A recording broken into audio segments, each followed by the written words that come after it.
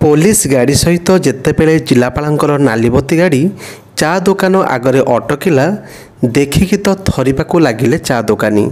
जिलापाल ओह्लई किछि पचारिले। दोकानी पाखरु जहाँ शुणिले जिलापाल आखिरु धार धार होई लुह बोहिबारे लागिला। से दुमकिना चेयर उपरे बसी पड़िले। पूरा म्रियमाण होई पड़िथिले। किछि समय परे प्रकृतिस्थ होई चेयरु उठिले। निज गाड़ी और पुलिस गाड़ी को फेरई देले। आ तुरंत एक कार बुक करी से सही घरे पहुँची गले।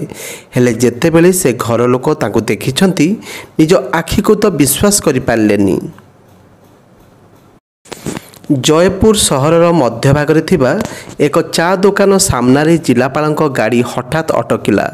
साथी रे पुलिस को नहीं आसीथिबा जिलापाल नालीबती गाड़ी फटाफट ओह्लई पड़िले।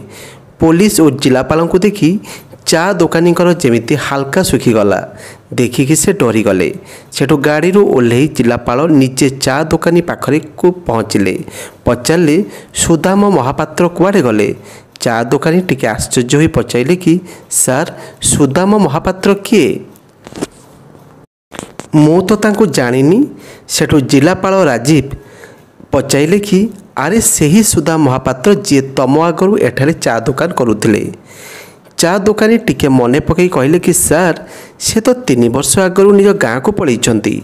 आउ से जिबा परठारू मु एठारे चा दुकान करुछि। गाँ को पलैबा कथा शुणी राजीव बाबूंकर मन टिके दुख होईगला। मुहरे एक अलगा भाव स्पष्ट भावे बारी होई पड़ुथला। टिके भाबिबा परे पचारिले कि गाँ को काहेकि पलैले? चा दुकानी कहले कि मु जानिनी सार, तांको भी मु देखिनी। से ए जागा छाड़िबार 12 दिन परे मु ए जागा को आसीथिली। खाली शुणिथिली कि सुदाम नामक जणे एठारे चा दुकान करथिले। आ धीरे धीरे तांको देह खराब हैला। सुखिकी कंटा होई जाइथिले।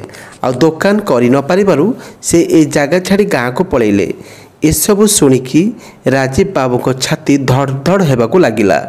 निज ऊपर बहुत राग आसिला कि से एते डेरी काहेकि करदेले। मने मने भाबिले कि नाई सेपरी भल लोक केबे भी एते जल्दी दुनिया छाड़िकी जाई पारिबेनी। भाबी भाबी पाखरे पड़िथिबा एक चेयर उपरे बसी पड़िले। चा दुकानी पचाइले कि सार चा करि देबी कि? हेले राजीव बाबू आखि बंद करी कौन सब भाबुथिले। पुणी थरे चा दुकानी पचाइले कि सार चा करि देबी कि? सेठू राजीव बाबू टिके स्थिर होई कहिले हाँ 5टा चा करि दियो। 2 मिनिट परे 3टा स्पेशल चा नहीं राजीव बाबू ताको ड्राइवर और 3 पुलिस बाबू को हाथ में देले। राजीव बाबूंकर 10 वर्ष तर कथा मने पड़गला। आज को ठीक 10 वर्ष तले ठीक यही जगार से आसी भोक शोषे बसी रही थे। दीर्घ समय बसबार देखि सुदाम तांको पचाइले कि पुओ कौन किसी असुविधा होइछि कि? बहुत दुखी देखा जाउछु, चा देबी कि? सुदाम को मुह को टिके अनाइबा परे राजीव कहले कि मो पाखरे टंकाटी भी नहीं अंकल। राजीव यही कथारे सुदामकर सन्देह हैला।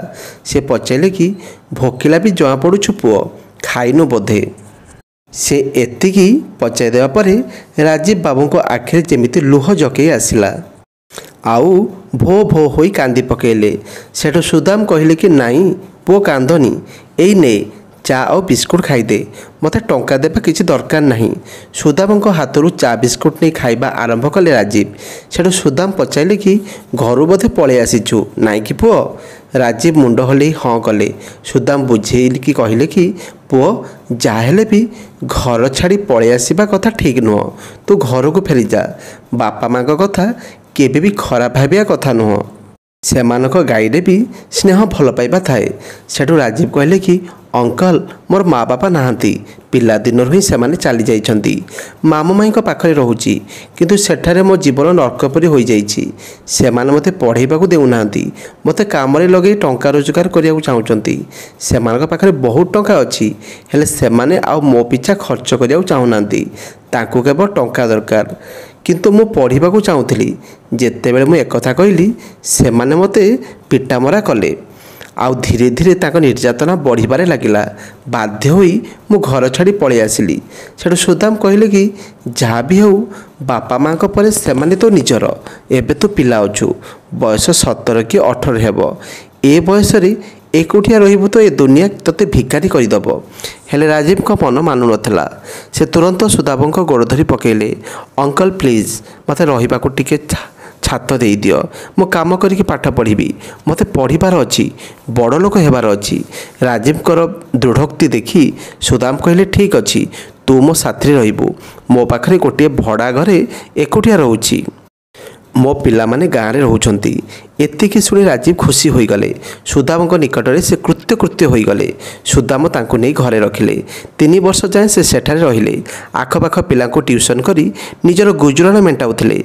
खाली पढ़िया पई टंका होई जाउथिया बेले खाइबा पई पर्याप्त हेउनथिला। तथापि सुदाम तांको घरे रखी बीएससी पढ़ेले। आ बीएससी परे आईएएस प्रस्तुति पई दिल्ली पळेले। सुदाम तांको निजे दिल्ली पठेइथिले। फलरे राजीव तांको स्वप्न पूरण करिपारिबे। ओडिशा रे आईएएस प्रस्तुति पई पर्याप्त सुजोग नथिबारु से दिल्ली रे रहउथिबा जय चिन्हा लोकंक पाखकु राजीव को पठेइथिले। आ कहिथिले कि से तो पई किछि काम भी जोगाड़ करि देबे।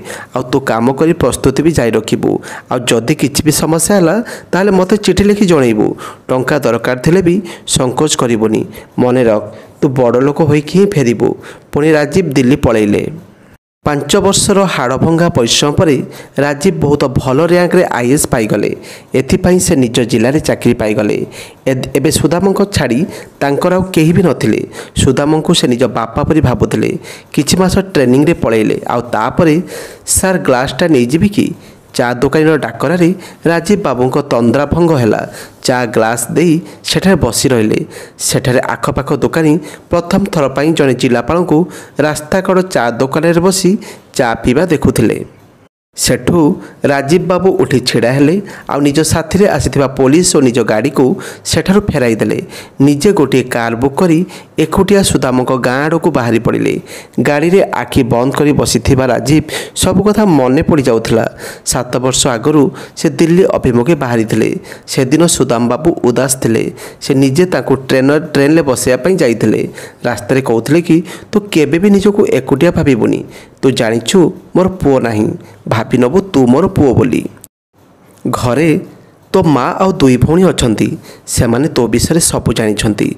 तोते देखिया पई से माने अनै बसचंती। 2 भौणी सीमा 15 वर्षर आ रीना 12 वर्षर। से माने तोते राखी बांधिया पई अपेक्षा करी रहिछंती। आ तू जे मो साथरे एते दिन थिलु आ गाँ को गलुनी। हेले राजीव उत्तर रे एथि कहितले कि अंकल मो प्रतिश्रुति देउछि कि मो सफल हेकि फेरिबी।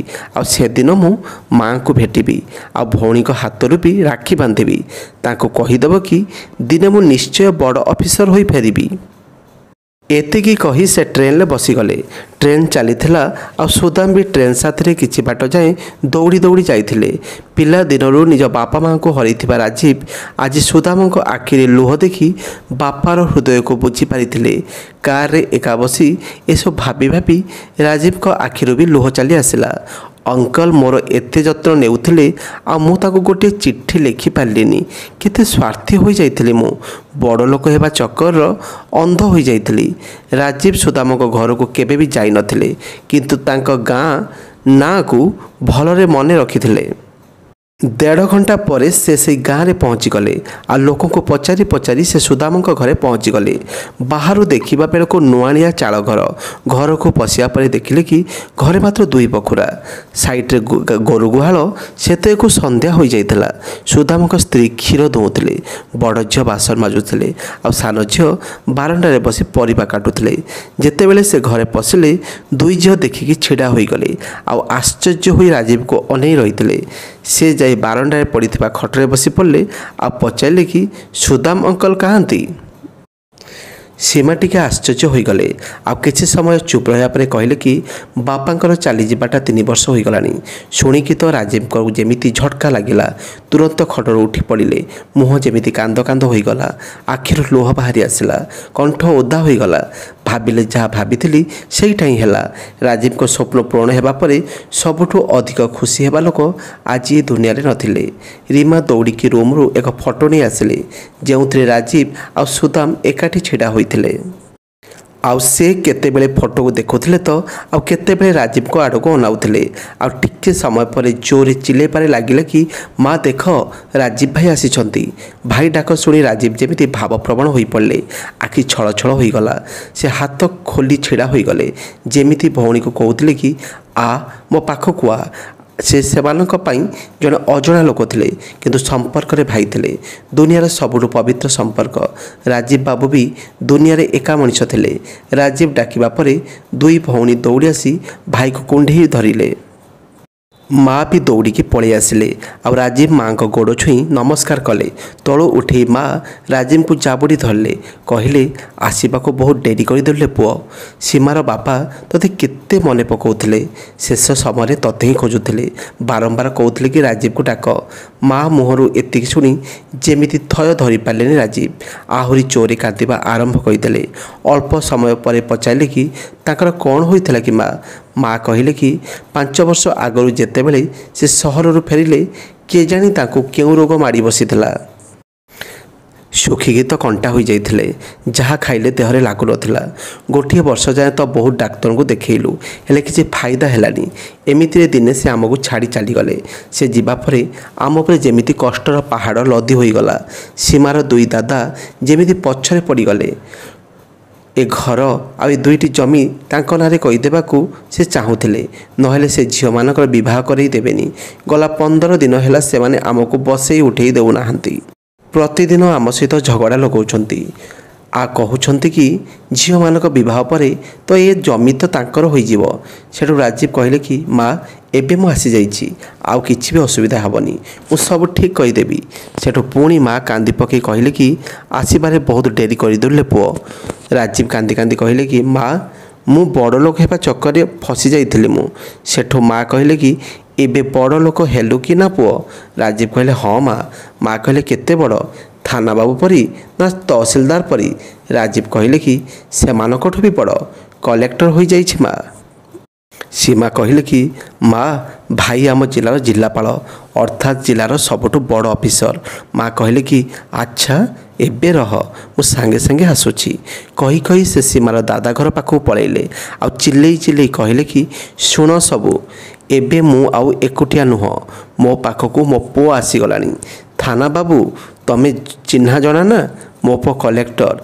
एबे मो जमी आड़ को आड़ आखिरे भी अनेबनी नले तम अवस्था खराब होदेवी।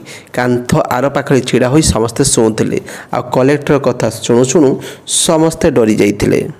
सेठू राजीव जहाँ भी प्रथम दरमा उठाई सब माँ को गोड़ तले रखीदे। आ किछि समय पर से सेठारु चलीगले। आ प्रति सप्ताह से छुट्टी दिन में एठाकू आसी पुअर कर्तव्य पालन करुथिले। एबे आउ से परिवार रे किछि भी समस्या नथिला। किछि दिन पर दुई भौणी बहाघर मध्य से धूमधाम रे कले। आ बह पर से माँ को निज पाखक नहीं गले। आ एबे माँ पुओ खुशी खुशी जिलापा बासभवन रे आराम रे दिन काटुछंती।